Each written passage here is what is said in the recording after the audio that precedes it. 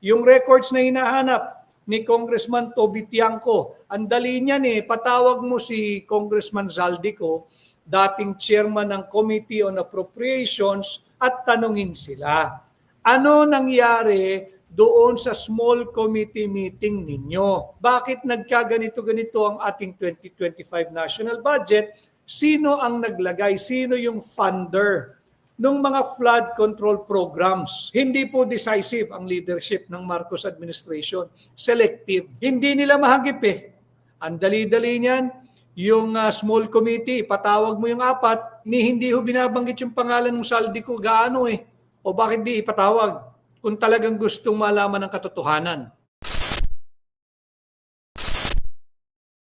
Ito ang nakakagulat na balita ngayon sa mundo ng politika. Sa patuloy ngang pag-iimbestiga ng Kongreso patungkol sa maanumalyang flood control projects na di umano ay maituturing na isa sa mga pangunahing paraan ng ilang mga politiko at mga opisyal ng gobyerno upang makapagnakaw ng pera sa kaban ng bayan, ay binanggit na nga ang ilan sa mga pangalan na maituturing na talagang nakinabang ng lubos sa pambansang pondo, at isa na nga rito ay walang iba kung hindi ang dating chairman ng House Committee on Appropriations na si Ako Bicol Party List Representative Zaldico. Matatandaang sa bawat mga revelasyong binanggit ng ilang mga personalidad ay hindi talaga nawawala sa listahan ang kongresistang ito na dati ng pinangalanan ni VP Sara Duterte noon, na di umano ay isa sa mga point person na may kapangyarihan sa pambansang pondo, kasama na nga ang pinakamaimpluwensyang tao sa Kamara na si House Speaker Martin Romualdez. Wala pang naniniwala sa mga sinasabi ni VP Sara noon, ngunit mukhang habang tumatagal ang investigasyon ay tumitindi din ang mga revelasyon at ebidensya na makapagpapatunay na talagang may kaugnayan ang dalawang ito sa paglustay sa pambansang pondo, particular na ang 2025 national budget na di umano ay ang pinakakorap na pambansang pondo na naipasa ng Kongreso sa kasaysayan ng bansa.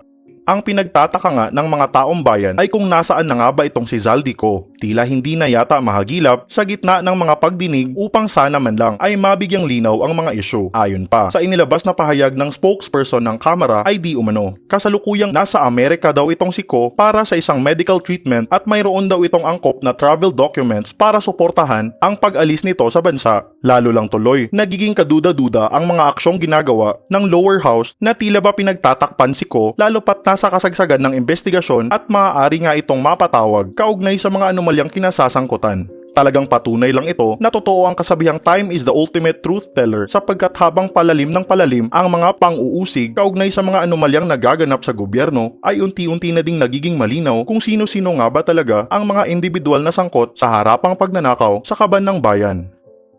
Meron din pong social cost yung social impact ng korupsyong nagaganap, yung malawakan talamak na korupsyong nagaganap sa ilalim ng Marcos Jr. administration.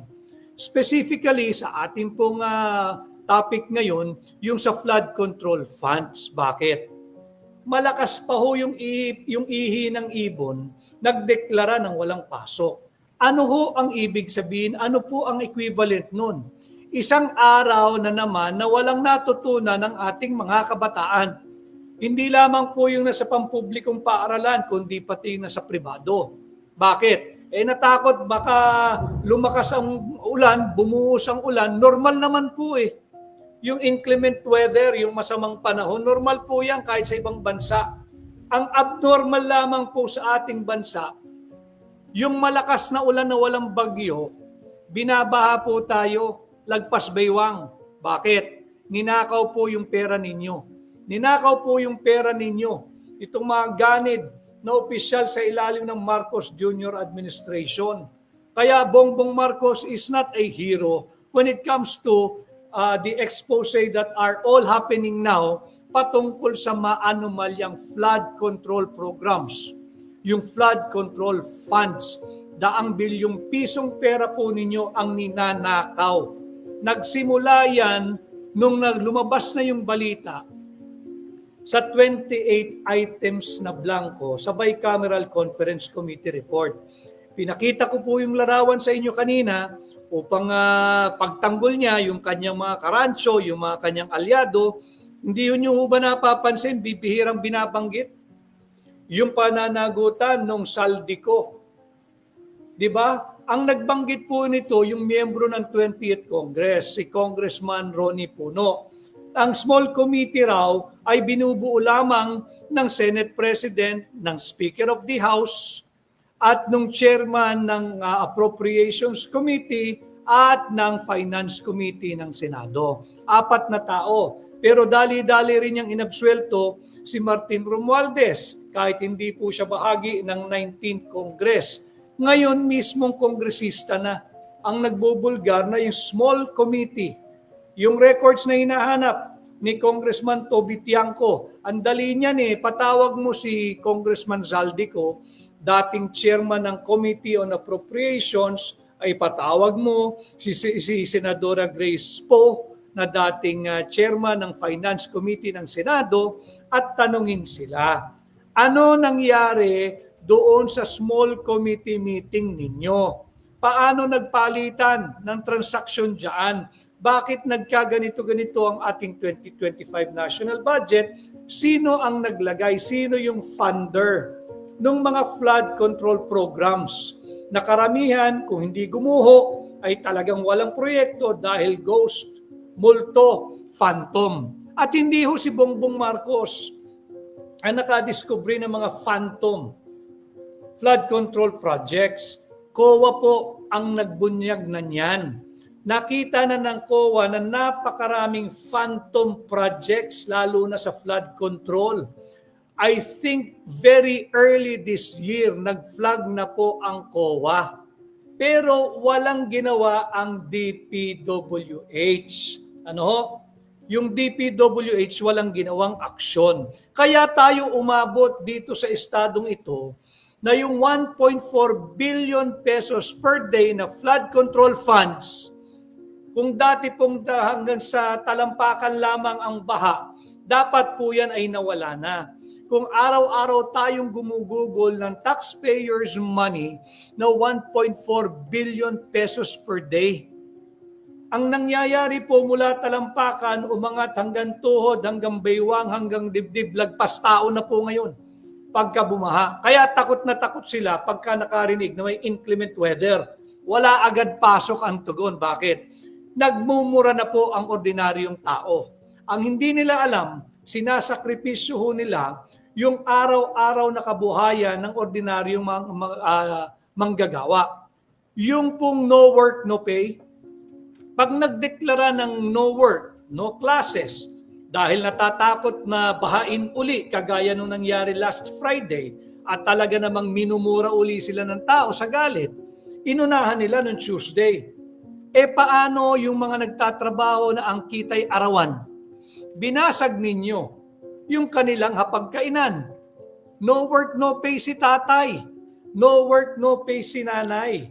Saan kukuha ngayon ng pagkain yan? Mangungutang. Siyempre, pag nangutang ka, may interest. Pagdating ng sahod, whether tuwing adjust at 25 ng buwan o kinsenas katapusan, yung kakahawak po nilang pera, yung kinita po nila, pambabayad na lamang ng utang.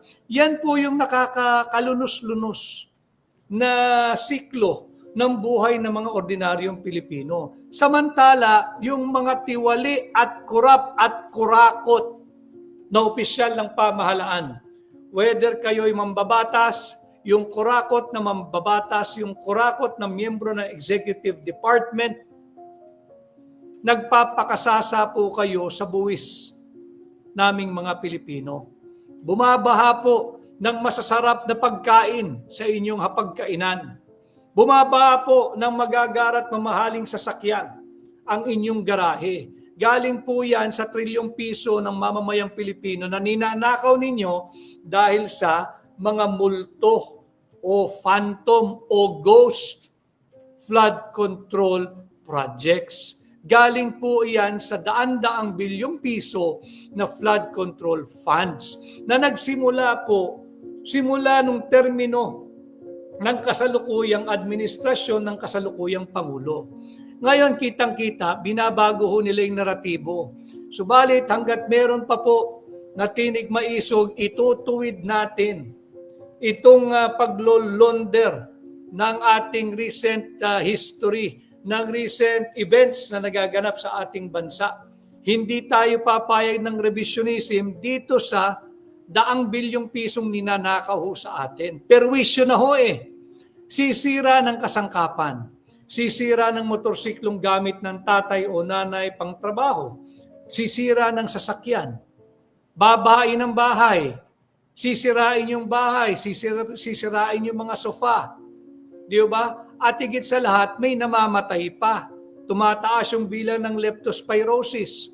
Yan po yung nagiging social impact ng walang humpay na pagnanakaw sa pondo nating mga Pilipino. Dapat yan, equally guilty if not most guilty, ang Pangulo ng Republika ng Pilipinas. Hindi pwedeng sabihin mong hindi mo nalalaman ang nangyayari. 3 taon ka na, lagpas na sa kalahati ng iyong termino. Kung hindi mo alam ang nangyayari sa loob ng 3 taon, yung unang 3 taon ng iyong administrasyon, mas lalong dapat kang akusahan na most guilty. Akalain mo, ikaw ang Pangulo, ikaw ang Chief Executive Officer, ninanakaw ang pera para sa flood control funds, hindi mo alam. At mali rin ho, huwag tayong papadala. Yung salitang mahiya naman kayo, dapat kasama sarili niya roon. Panahon na upang mahiya tayo. Yun ang tamang linya. Doon pa lamang makikita mo iwas na agad Sinasalba na agad yung sarili. Yan po yung mga bagay na dapat nating talagang meron tayong discernment. Tingnan ninyo. Yung mga balitang isinusubo sa inyo ng mainstream media, wag na ho kayong umasa dyan. Wag na kayong, mas malaki po ito sa anomalya at kontrobersiyang kinasangkutan ni Janet Lim Napoles nung kanyang kapanahunan nung panahon ni dating Pangulong Noynoy Aquino. Higit pong malaki ito. Kung dati nalalakihan po tayo sa 10 billion, 20 billion, aba ngayon po 1 billion, 1 trilyon ang budget ng DPWH ng Public Works ngayong taon. Small time po si Janet Lim Napoles dito sa mga ito. Si Janet Lim Napoles parang si Saldi ko rin yan. Hindi pwedeng galawin dahil ang sinasabi, nababagsak ang gobyerno pagka kinantinin nyo si Janet Lim Napoles. Ano nangyari? Si Janet Lim Napoles nabistahan, convicted, nakakulong. Yung mga higanting pating nung mga panahong iyon sa gobyerno, abay nandyan pa ho Nandyan, pagala-gala, pating pa rin. Pating pa rin. Higit pang naging mabangis. May nakikita nga po tayo, mga nasangkot noon Nariyan pa rin, nagtatanong pa nga sa mga resource person. So makikita natin, higit malaki po ito. Higit malaki po itong anomalyang ito, itong kurakutang ito, itong korupsyong ito, kesa nung panahon ni Janet Lim Napoles. Kaya yung Blue Ribbon, wag po nating madaliin, kahit po tumakbo ng 1 taon ang investigation ginagawa ng Blue Ribbon, kahit mag once a week ka lang na hearing, ituloy-tuloy mo lang. Wag po tayong pumayag na mangyayari tatapusin after 5 hearings or 8 hearings or 10 hearings. Mas malala po ito doon sa naging kontrobersya nung panahon ni Janet Lim Napoles. Higit pong malaki ito kesa kay Alice Guo na tumakbo na halos, i-correct po nyo ako, lagpas kalahating taon itinakbo nung hearing na yan Di ba? Masyado nilang pinalaki, pantakip sa napakaraming palpak at korupsyon sa ilalim ng kasalukuyang administrasyon. Bantayan natin ito. Maging mapanuri po tayo. Kung yung kay Janet Lim, yung kay Alice Guo, tumagal ng 6 na buwan o mahigit pa siguro, lalo na dapat itong maanumalyang kontrobersya sa flood control programs at flood control funds. Bakit? 100 bilyon po ito at marami pong sangkot dito. Hindi lamang yung kontratista. Paano nakapangontrata yung kontratista? Nag-issue na ng mga subpina. Di ba? Paano nakakontrata yung mga kontratista ng bilyong-bilyong piso? Di naman maaaring sila lang ng silang mananalo. Diba? Dapat tingnan yung aspeto ngayon, yung meron pa bang competitive bidding o ina-assign na lang at pakitang tao na lang yung bidding at yung mga nag-participate, bibigyan na lang ng participation fee, etc., etc., solely yung gasto sa bid documents. Bakit itong Blue Ribbon dapat hindi ito madaliin?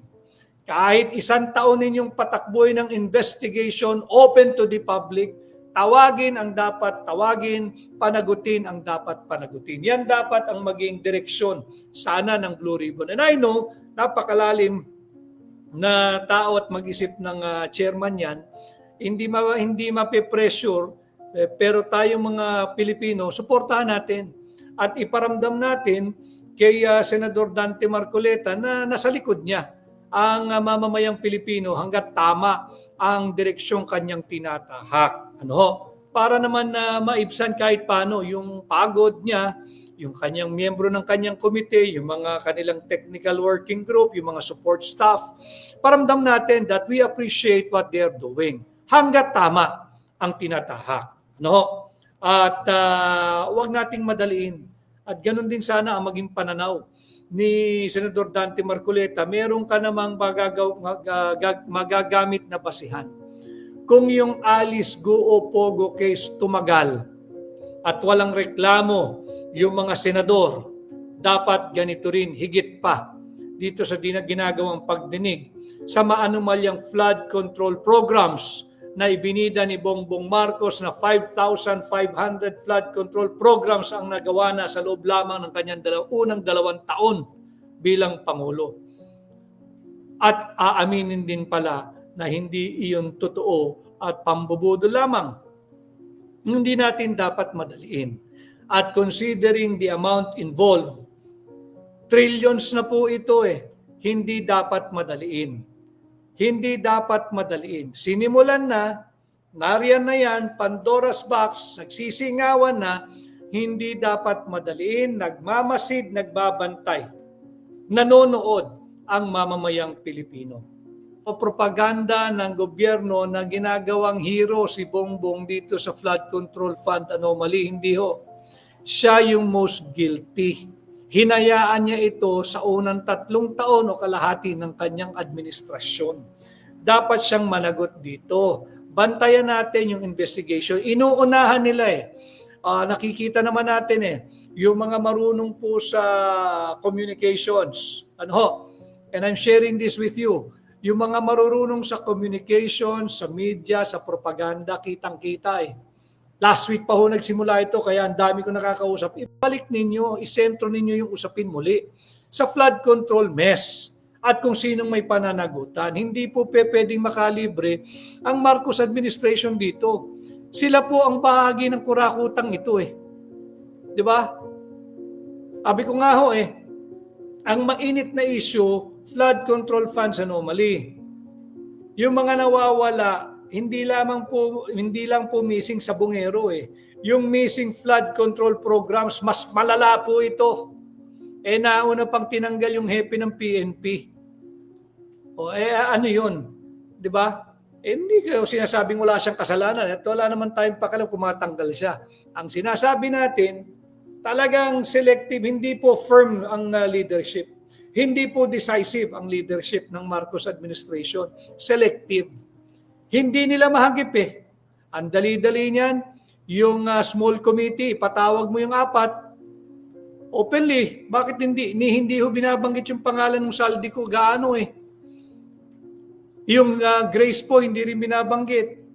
Sila po yung nagpirmahan dyan nung maanumalyang bicameral conference committee report. Sila po yan 4 lang sila O bakit di ipatawag? Kung talagang gustong malaman ng katotohanan. Isa lang po ang ating bansa hindi po natin maibabago na yung dugong nananalaytay sa ating mga ugat ay dugo ng Pilipino. Ang lahing Pilipino hindi po lahi ng mga kurakot ito Hindi po lahi ito ng mga magnanakaw Katangi-tangi lang itong Marcos Jr. administration, talagang lintik ang kurakutan. Attorney Vic, lahat daw ng government official, ipa-lifestyle daw ni what good will it do? What good will it do? Diba? andyan na eh. Patawag mo muna si Saldico, si Grace po, yung small committee, nandiyan naman yung Senate President, nandiyan naman yung Speaker. Oh. Kung sino-sino pang lifestyle natin, focus tayo dito. Yung connection ng mga top 15, yung Pahati construction ba yan, contractor, kasama yon. Tingnan ninyo yung trail niyan. Paano nakakuha ng mga kontra? Imposible naman sila lang ang magagaling. Every time may bidding, sila lang ang panalo. Ano na yan eh, meron na pong collusion dyan eh. Sa DPWH, inamin na may ghost project eh. Nauna pang umexit yung hepe ng polis. Pero problema niya ho yun. Ang sinasabi ko lang, dito talaga muro-muro nangyayari. Dito mo makikita talaga yung corruption eh. Yung social impact and social cost ito matindi. Nagugutom ang pamilyang Pilipino. Yung araw ang nagtatrabaho, magdeklara ka na walang pasok, gutom. Samantala sila, ay ang dami, mucho-mucho po yan, daming pera niyan. At yung pagkain niya, sobra-sobra. Ano ho? From Switzerland, si Estrella Lenner. Attorney Vic, sana nandito ka rin sa Europe para complete ang maisog sa 23 of September. Watching from Switzerland, mabuhay kayo, hakbang ng maisog, Switzerland. Kay Efren, Anino, Gihilde, please subscribe, like, and share tayo para maraming makala. Maraming salamat for the help. Kay 3K Brandy, agree ako dyan sa Middle East, walang patawad pag may sala. Kay Delilah, Attorney Vic, available pa rin po ba ang libro nyo dito sa Hong Kong? Yes, hanapin po nyo si Jojo de Guzman. Siya po yung tumutulong sa atin dyan, Jojo de Guzman. Ito po yung pwede ho kayo magtungo dito, yung mga nasa Hong Kong. Paki-screenshot na lang kay Delilah. Magtungo po kayo dyan sa Hong Kong. Kung nakikita ninyo yan. Kay John Luz, pa-shout out, attorney. Dalasan mo po ang ganitong content mo. Very informative. Yes, I'm doing my share in informing all of you and elevating the level of public discourse. Pasensya na po. Kagaya po ninyo, kinakailangan ko ring magtrabaho at nang sa ganun, meron din po tayong maipakain sa ating growing family. Kay Joel Galura, good evening po. Maraming salamat. Si Ron Lopez, kaming mahihirap, sobrang tiis. I agree. Lalo na sa mahal ng bilihin. I agree. Tapos mga kurakot, sobrang high sa buhay. Tama po yun. Pera po natin yun. Ano? Huwag tayong magpapatakot at huwag tayong magpapatalo sa mga yan. Kay Ana Milamena, Attorney Vic, maraming salamat sa laging pag-update from Kuwait at Quezon City. Ana, maraming salamat din sa iyong patuloy na pakikisa sa ating pagla-live. Kay Gingging, good PM Attorney, at kay Alfred Adriano, good evening Attorney Vic, bring out all anomalies in DPWH, NIA, and other corrupt. Yung NIA, dapat rin imbestigahan yan. Kawawa ho yung ating mga magsasaka. Yung kanilang irrigation. Kawawa naman. Lugi na nga sa bentahan ng bigas at ng palay. Pati yung pondo po sa irrigation, nadadali rin eh. Ang dami ho, maraming salamat sa lahat ng nakasubaybay ng live ngayon. Na late lang po tayo. Alam ko pong oras din ng paghahapunan na ng karamihan at marami pa rin pong naiipit sa traffic. So muli ho, maraming salamat sa inyong patuloy na pagsubaybay at pakikisa sa ating pagla-live. Alam mo ninyo, parte ng ating advokasya ay yun nga ho, kinakailangan mamulat natin ang mamamayang Pilipino. Hindi pwedeng ganito. Hindi pwede na. Sobra na po ito. Trilyong piso na po ang nakawan. Daang bilyong piso ang nauuwi sa baha ng korupsyon. Umaagos po sa bulsa ng mga tiwaling politiko at tiwaling taong gobyerno, pati tiwaling pribadong kontratista.